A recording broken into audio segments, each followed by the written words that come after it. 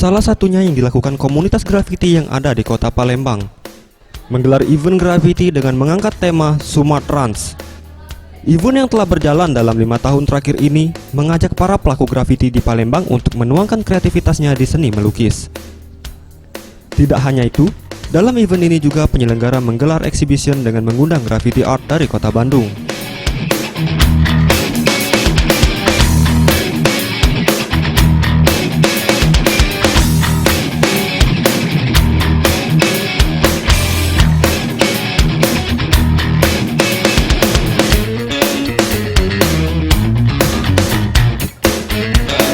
Kebetulan acara ini kita adain rutin setiap 1 tahun sekali.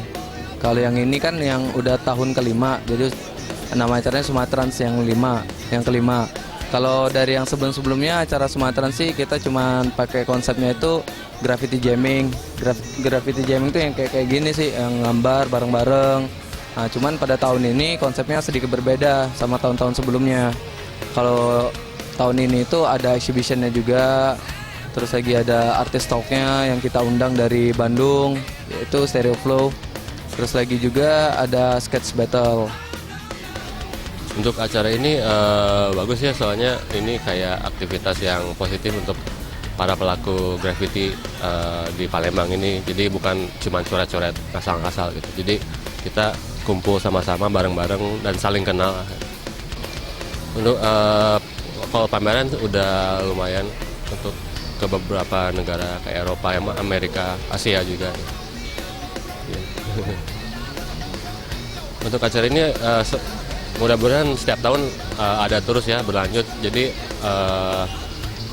komunitas graffiti di Palembang itu terus berkembang gitu, bisa berkembang. Ya, terima kasih.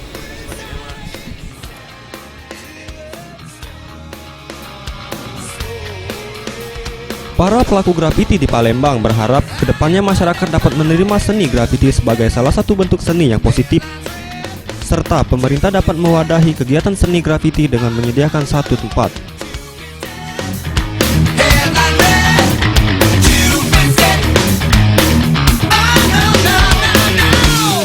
Our top story tonight is a crime, passion. The victim, an unidentified man, was found in bed wearing only a tightrope, holding a bow and arrow. Anugrah Sandi Pratama, Maulana Yusuf, Sriwijaya TV. The letter simply